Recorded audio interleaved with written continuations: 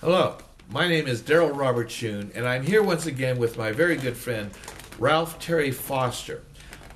Terry is a coin dealer and has been in the business for a long time, precious metals, etc.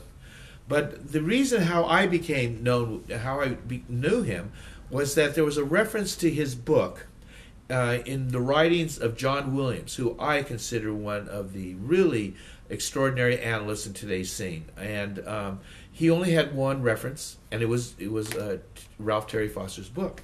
So I ordered the book, not knowing anything about it. I was stunned.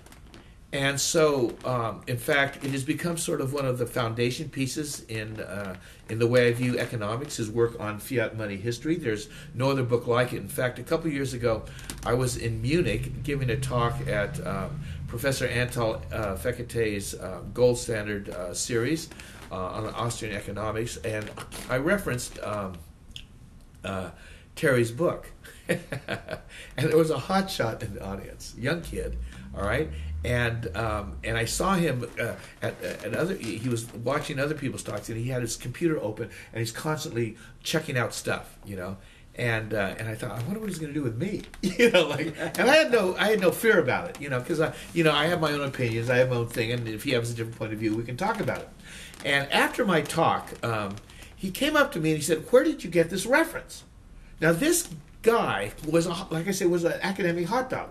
He was a student at the London School of Economics, which is one of the top economic schools in the world, all right? And he had also attended the summer session of the Ludwig von Mises Institute, you know, the courses in Alabama. So he was very much on top of the thing, and he was amazed at where I was getting these references about fiat money.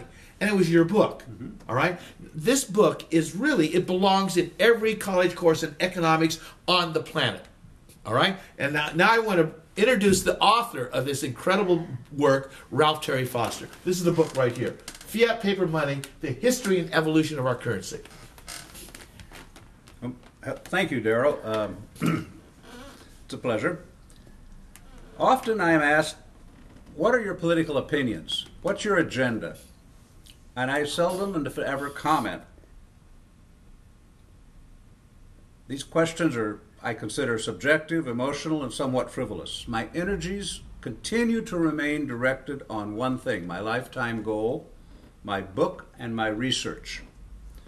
The research obtained from solid source material and primary source material when possible.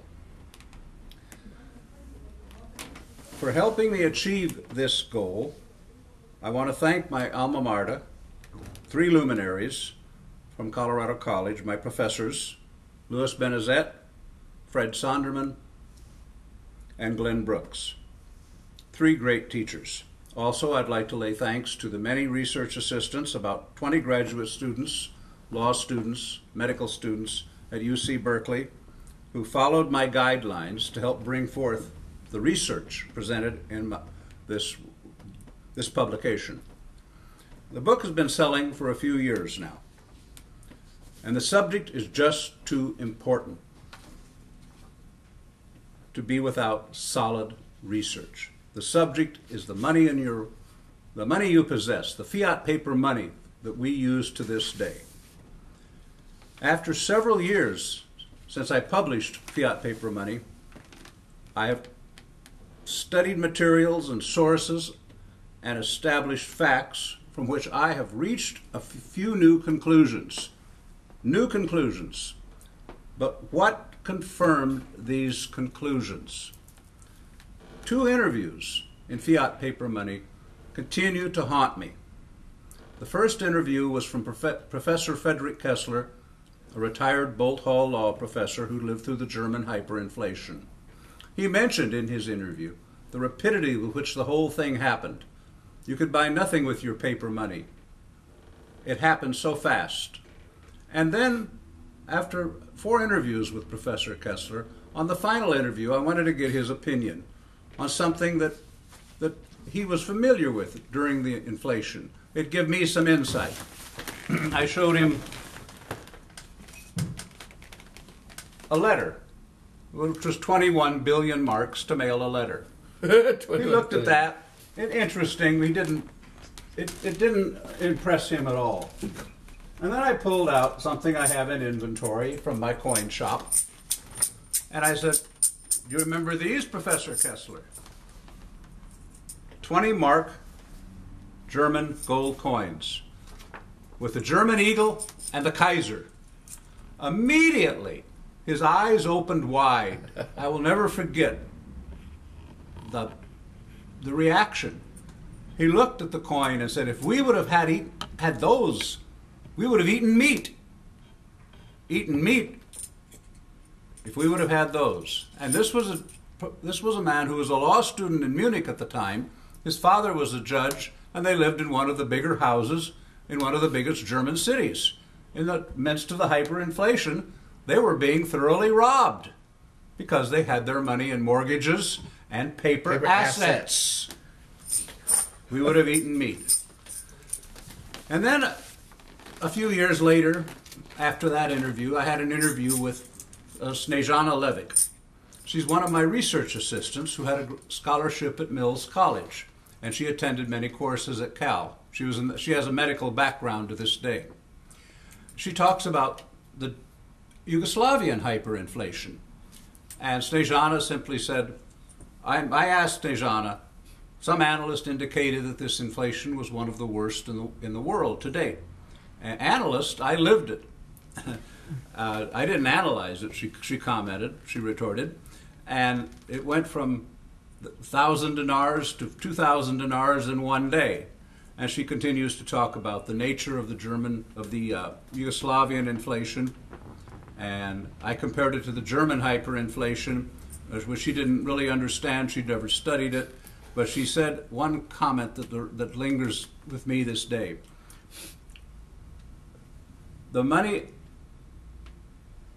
people earned became completely worthless fast. Yeah. It lasted for over 2.5 years. I still feel threatened by the thoroughness of how we were being robbed. It still scares me. Robbed again. The thoroughness with how she was being robbed. I think these two interviews have brought about a conclusion in that your degree of dependence with your fiat legal tender notes puts you in a position, or at least in jeopardy, of being thoroughly robbed, depending on your degree of dependence. The answer is simple. Let's look to the very contract itself. One of the great-great-great-granddaddies of our money is the Goldsmith's note, which is well mentioned in depth on page 63 of my research. The wording on the note is the goldsmith promises to pay. There are very few of these notes remaining because most of them were eventually redeemed. This is one of the forerunners to the Bank of England. Even the English pound still has promise to pay, a carryover from a long time ago. Let's get to the United States, though. Our present currency is related to the greenback. It was issued during the Civil War because Lincoln wanted to finance the war with our money, with no foreign intervention. So we created our own money. Or interest rates. Or interest rates, right. And the greenback was accepted, though it lost considerable value. It was worth about 1/3 of its value after the Battle of Chancellorsville in 1863. By the end of the war, it had regained value, and then years later, it was finally redeemed at par because the people demanded that the money be redeemed at par. They didn't want to be left holding worthless notes as they had during the Revolutionary War. So there's the greenback for you. The subsequent notes that followed, up to 1922, here's a gold certificate. You could take your gold certificate and go to the Treasury and get gold. A rather interesting note for the linguistic shenanigans that we have today is an 1882 Treasury note, whereas you could deposit your gold coins with the Treasury, and those coins were still yours. This was merely a receipt. You could go back and get the same denomination of coins from the Treasury. The gold coin note.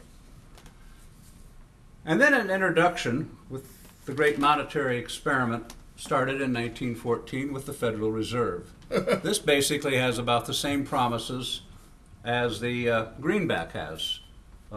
This claims to be lawful money, and that's fine because you could still use it. With the other types of circulating currency, there were treasury notes, there were silver certificates, and there were bank-issued deposit notes. And there were silver and gold coins in circulation. Right, and there were still silver coins and gold coins in circulation, which is rather interesting. There were silver coins circulating in the Depression, so hard money circulated throughout the United States in the Depression. We didn't inflate. My energies, you simply look at what is on the current note. Here's some beautiful little $100 bills. They're pretty. Prettier than the old ones. This note is legal tender for all debts, public and private. There's not much of a promise there. There's no redemption.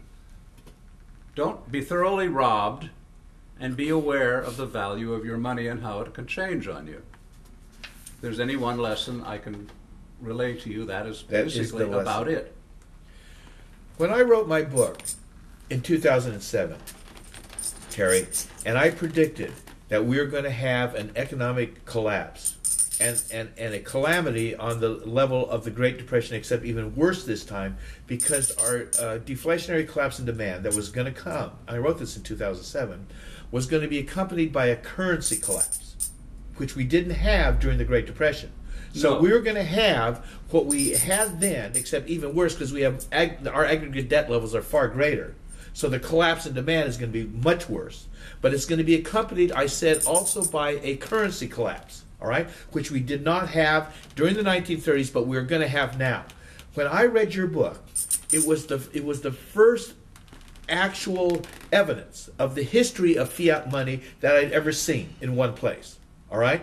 And I believe that this book is a seminal book. It's a serious academic book. You know, sarcastically, I wrote that the study of economics in this age is akin to the study of idolatry. All right? No, the study of religion in an age of idolatry. All right? In other words, the study of modern economics is akin to the study of religion in the age of idolatry. And the idolatry is money itself. It's become paper money. All right? And I think people are changing. When I wrote my book, around 8 years ago, 7 years ago, most people had no idea of the problems of currency, gold, Federal Reserve, anything at all. Now there is a great depth and a great questioning happening. What is money? What is the Federal Reserve? How did this thing come about?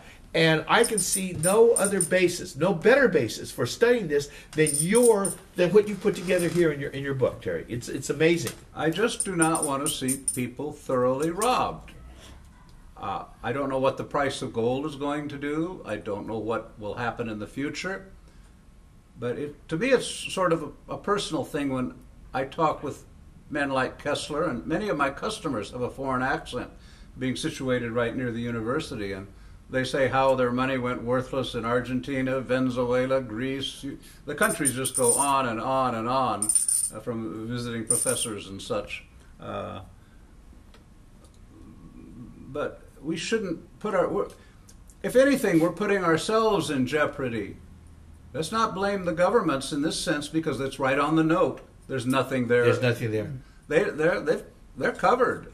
If they want to make the note worth a penny, fine. I think the Federal Reserve is trying to do the best they can to maintain status quo, and status quo is fine with me. I don't want to see this change, because then even if you have gold or values, you're vulnerable to some very harsh times.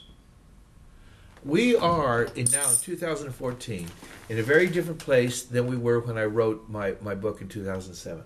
All right, and we are 7 years closer to the ultimate economic rendering and currency collapse that's coming. I can recommend, my book still stands as it is, and I can only recommend Terry's book here for those who are interested, who still have any questions, and even for those who don't, about the times that are coming. What happened in history is going to happen again. Yesterday happened yesterday. Tomorrow is going to repeat it. Thank you. remember when you said that they drew the line in 2011? What was it? September, October? Yeah, 2011. The authorities, the government drew the line. Gold is not going to go past 2000. Yeah, they drew the line. They could short the hell out of it. Yeah. And that's fine. There's always a conspiracy when there comes to money. They could short the hell out of it. The government does. A coin dealer in Costa Mesa can sell millions of dollars worth of coins and never deliver. That's certainly a conspiracy. Make sure you get delivery immediately. So there's no saints in the on any side of the fence. That's for sure. But you said that they drew the line. They drew the line. It was one of my articles. That might be good, but it could lead to bigger problems. It is leading to bigger problems. Yes, I fear that. Yeah. That's my conclusion, too. Ladies and gentlemen, a voice in the wilderness, a prophet in our times, Ralph Terry Foster. Thank you.